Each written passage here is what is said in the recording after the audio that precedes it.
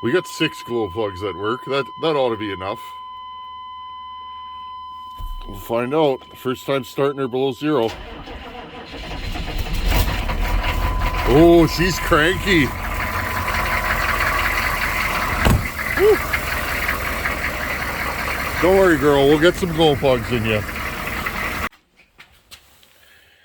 There we go, friends. It is time. First fire of the year. I just checked the chimney. She's good. I swept her out last fall, actually, or last spring. This is exciting.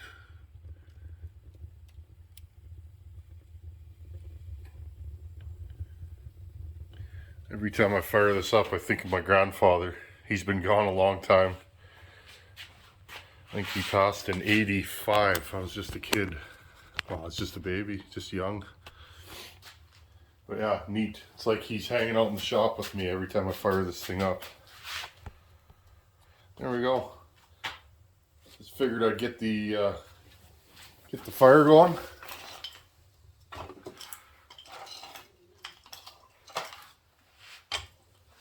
Let's make our way back to the bench. I wanted the crackle of a nice fire today.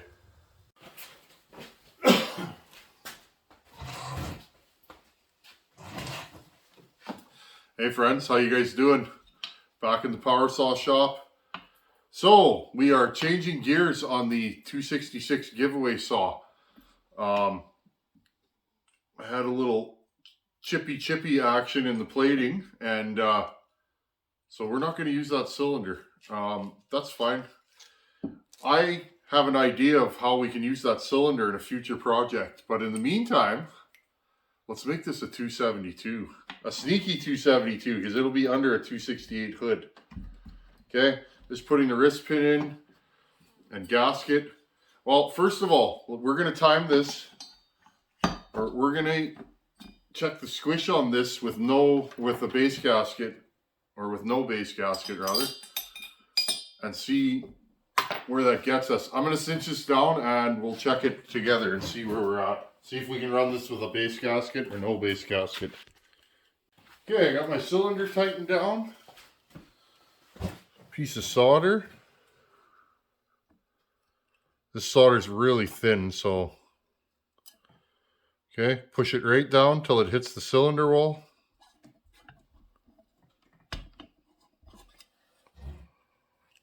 What do we got for squish here? I'll show you guys on the micrometer. Okay, micrometer zeroed.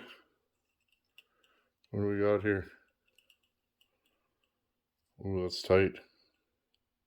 6 thousandths. So I'm going to say we are not using this without a base gasket. Let's put a base gasket in here. Okay, cylinder's undone. Grab base gasket. This will probably put us right where we want to be for squish. Okay, tighten these back down.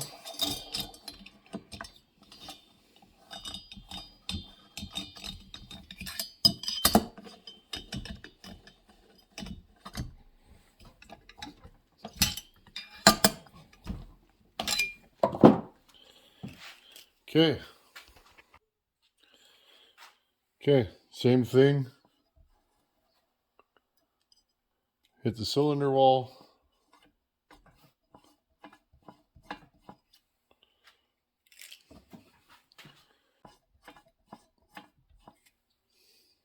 Okay. It's definitely a little on the tight side. Okay, 0. Interesting.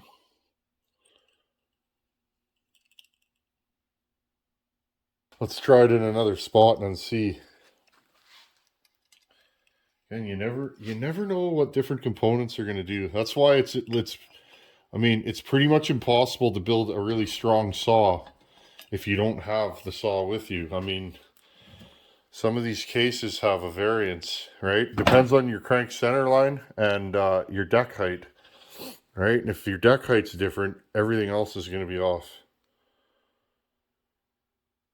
Okay, 20 thousandths, 21 thousandths. Let's write that down in the book.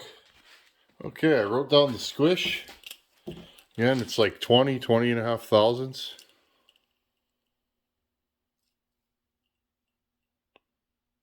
I'm good with that. Okay. Let's mount the timing wheel and see how this one times. Okay, we got her all mounted up, ready to rock and roll. Piece of wire with a couple washers. You guys know the deal. Keep it simple. Just need a way to point to the degrees. Okay, I'm going to try. Yeah, that's perfect. You always get a little bit of distortion from what your eye sees to the camera. Okay. Okay, we are at bottom dead center right now. Now what I'm going to do is I'm going to use my piston stop once I clean the mung off of it. Okay, I'm going to use my piston stop. I'm going to insert it into the spark plug hole. Okay. And I'm going to hold it in the same position, just like that. Okay, I almost pull it down. Okay. Get you guys set back up. Let's see where this thing times. My eye is seeing 180 right now. Okay. So what I'm doing right now is I'm zeroing it. I'm seeing 63 degrees. What are you guys seeing? There we go, 63.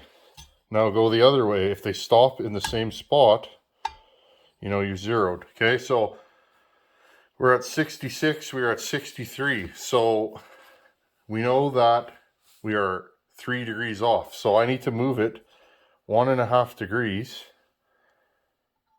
towards 63. So I need 64.5. Now I'm just going to bend my wire because it usually works better. Okay. Than trying to move the wheel. I mean, to each their own, but I find trying to move the wheel precisely, it can be a little bit more of a chore. Okay, 64.5. Okay. 64.5. Closer to 64. What about this side? Closer to 64. You guys see where the pointer is? That's how you know that you're zeroed. Okay. And I moved it a little bit. You're getting a little bit of a perspective difference. Let's try it again. 64. Do this 3 times. Oh, we moved a little bit. We moved the wheel. Okay, there we go. Now I'm going to snug this wheel down right now. There. Now she's good and tight. See, and that moved it just that little bit. 64.5. Now we're way off. See what happens? Just that little bit of tightening is all it took. Okay, we know it's 64.5 because you're just measuring the distance from the top of the piston to the top of the cylinder, right? However far this stops the piston from top dead center, and it varies saw to saw. Okay. This is the stuff that takes time, but you got to do it. This is the most important part because if your timing numbers are off, 64, 64.5, 64. Where are we going to stop? We're darn close.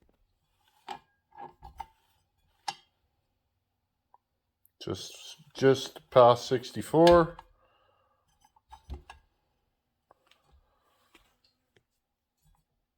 64. 64. Okay, we are zeroed.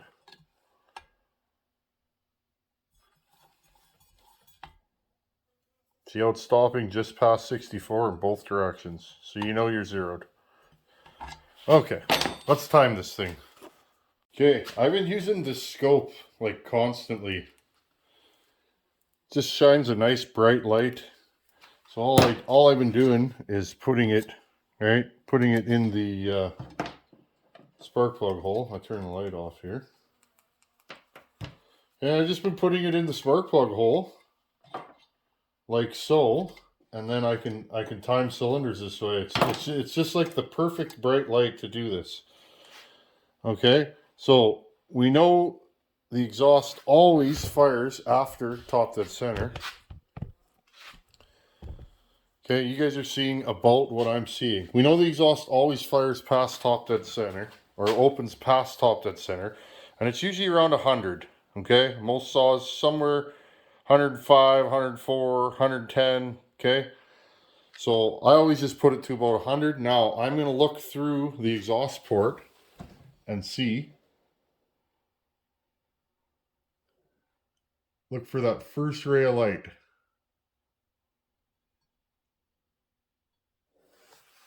Wow. This thing's pretty angry out of the box. 98 is what I'm getting. Hold on. Right about there. I'm going to show you guys what I'm seeing. Okay, see the first ray of light? Okay, open, closed. We've woke up all the flies in the shop. Where does it open? 99. Wow. That's impressive for a stock cylinder. I like it. I like it a lot, actually. Okay. Where does it close?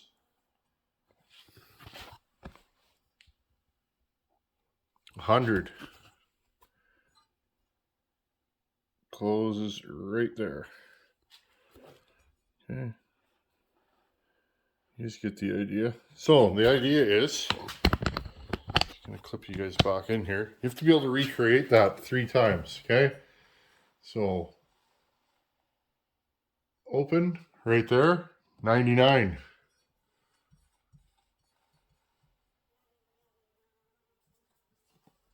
And it closes at about 100 each time, okay? Same thing, I'll call it open. Right about there, 99. Now I'll write 99, okay? Exhaust opens 99 degrees after top dead center. That's pretty good out of the box. That makes my job easy. I'm actually really impressed so far. Okay, now what I'm going to do is I have to look through the exhaust and see where the transfer's open. Right about there. I'm going to have a look-see through the spark plug hole also. Making sure that they open the same on both sides, which they do. Okay, so right now, 115 after top dead center. That gives us 16 degrees of blowdown. Transfers. What did we get, friends? 115. 115 degrees after top dead center. 16 degrees of blowdown. Now, I will look for the intake. Okay. Piston's going up. Right about there. Intake looks like, what do you guys see here? Intake looks like 72 before top dead center. Okay, and where does it close? Right about there. 72. You guys see that? Closes right, hold on, right there. Yep, 72. And it should open again at 72. Which it does. I'm watching. I went past. I got all excited. Closes at 72. Hold on. Right with my eye right there. Okay, friends, and all I'm doing, you guys can see that. I'm watching for where it closes. See, closed right about there. And then where it opens. Okay. You guys can see that. See the little crack, little slit in there. You got to do this by eye. Okay. And that shows us 72. Okay. Okay. So squish is 20,500. So that's bang on where I want it. Exhaust opens 99 after top dead center. Transfers 115 after top dead center. It's 16 degrees of blowdown. I don't like that. Intake is at 72 before top dead center. So now, friends, the question is, what am I going to do with this saw? Well, the only way to get more blowdown as it is to jack up the exhaust roof. Now, typically, 52 millimeter bore, 34 millimeter stroke. Typically, you could do that on a saw this size.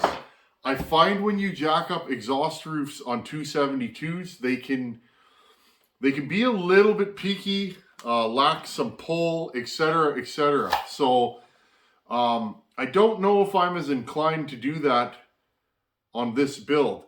Now, what I could do, put this thing in my lathe and cut the base, which would lower it. That I could physically lower the transfers. If I cut, say, 20 thou off this, that would put my transfers at 117 and my exhaust at 101. So I would lower my exhaust 2 degrees, lower my transfers 2 degrees, and lower my intake floor 2 degrees. So that would be good, because then my intake would be closer to my number that I want. My transfers would be lower and my exhaust roof would be lower. Then I could raise my exhaust roof back up to 99, 98, and that would gain me 4 degrees. I'd be at 20 degrees of blowdown. I could live with that. So the question is, friends, what am I going to do? Well, I'm going to think about this one. Part of me wants to just throw it in the lathe that's sitting right there and do a couple of cuts and I'm done. Part of me says, no, build it with off-the-shelf parts. My exhaust, I'd like to run the exhaust on this. 99 is actually a good number. I would leave, if this was a stock build, this top end would run really strong the way it is. Intake, I'm probably going to put the intake at, we'll say 76, 77.